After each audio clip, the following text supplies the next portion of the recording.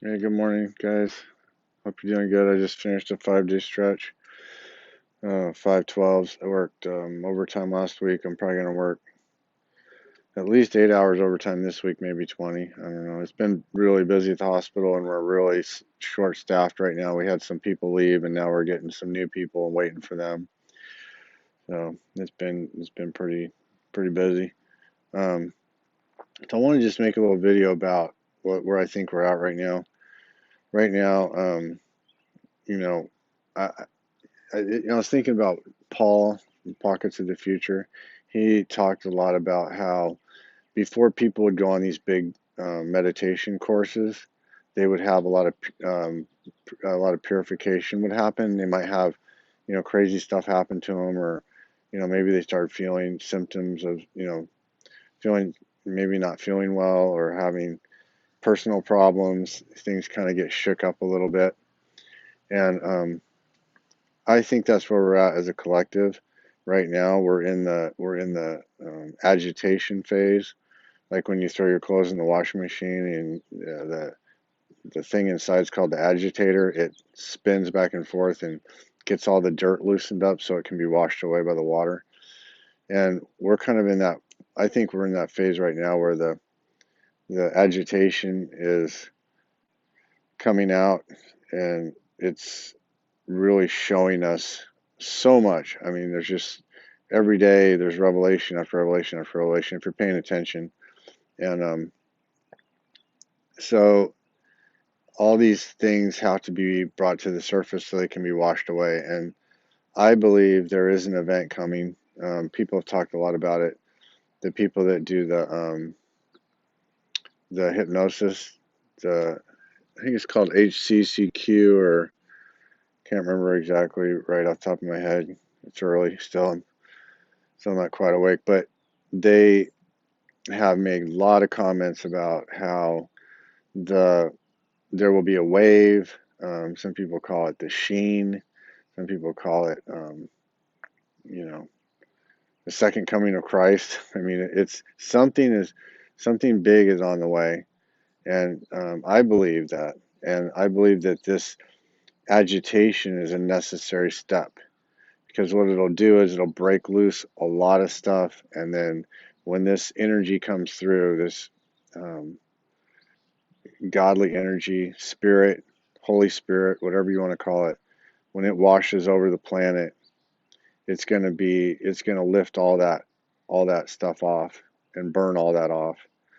And it's kind of like the fog in the morning when the sun comes out, it burns the fog off, the water vapor. And I believe that's where we're headed. That's why we're seeing so much just crazy stuff. I mean, people are actually becoming mentally unhinged. And there's social media stuff every day where people are just going absolutely crazy.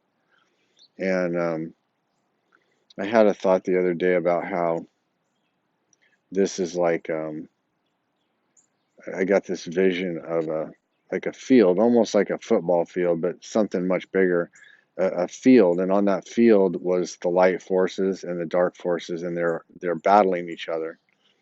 But supporting that whole thing is this in transcendental meditation they call it transcendence, or unified field, or um, God. I mean, it's basically God. What we think of when we say God, that's what it is. It's everything. It supports the whole play, right? It's like the ocean. It's like the individual waves on the ocean are manifestations off of that bigger source field, whatever you want to call it.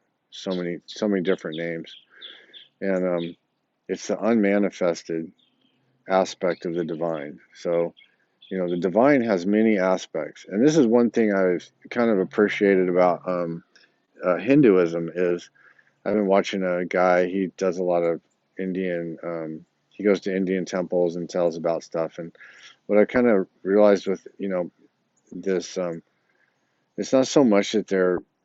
I think in a you know they have used religion to control people a lot, but if you were really a fundamentalist, if you really understood that these different gods, Vishnu and Shiva and Indra and all these different gods are just aspects of one God. So it's not, I don't really believe it's that they're worshiping, um, you're worshiping, false idols. It's more like you're, you're understanding that deity brings out that aspect of the divine. It's the same divine that, you know, Christians might talk about or Muslims might talk about. It's just they use different symbology or different ways of um, expressing expressing what it is. And it's funny because I've noticed people that are Christian will say, well, there's just one God, there's one God, but then they worship different things too. They worship the Holy Spirit. They worship Jesus as a God. They worship him as though he were a God. And the Christ, whatever that is, I don't think people really know. Um, so there's different aspects to God. There's different angles, and I think that a lot of people are confused about that. And that was one thing about transcendental meditation that was good, is that there was very much a fundamental understanding that all source comes from this transcendent field, this field of potentiality, and that was where basically where you wanted your consciousness to be was solidly meshed um, with that field. It's just the way to get there is questionable, right? It's like I said before. It's some people take a car, some people take a bus, but we all get to the destination.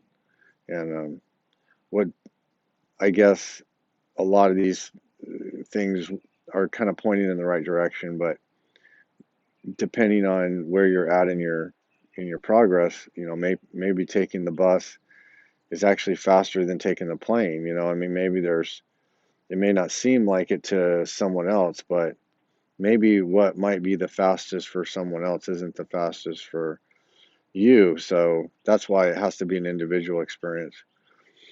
Anyway, I just thought that was interesting, that this agitation that's going on is just spinning off all this debris is being flown up into the air, and that's what we're seeing right now. And it's kind of the purpose of it all.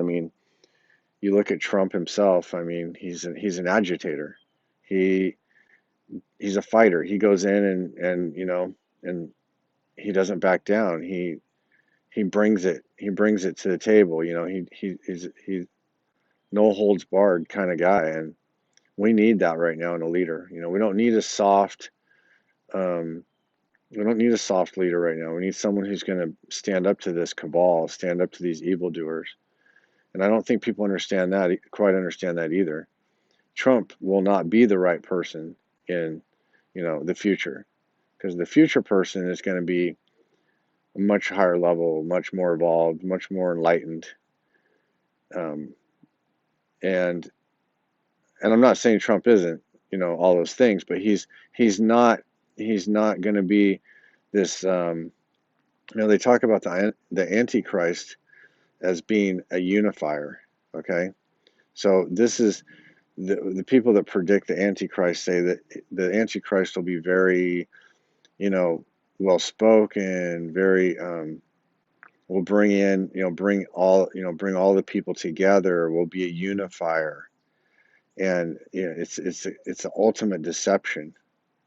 So I think we dodged that bullet. So the way I see it is we're going to have this agitation right now, and when this agitation plays itself out, we're going to see things real clearly. It's like taking a leaf blower and blowing the grass off. You don't even know the grass is under there when you've got, half a foot of leaves on it, but that leaf blower will clear the path, but it takes a little noise and a little agitation to get things moving. And so anyway, that's where I think we're at. It's a good thing. We're in a good place. We're lucky. We're very, very fortunate. And it's going to be heart-wrenching. The information that's going to come out is going to be disturbing, but it's part of the cleaning process. It's got to be moved to the surface of our consciousness so we can, accept responsibility and ask for forgiveness and move on. And that's really, um, that's kind of the heartfulness path. Really is to, recognize that you've made mistakes and ask forgiveness and promise not to make the mistakes again. And that's simple. It's as simple as it gets right there. So, all right. Hope you have a good day.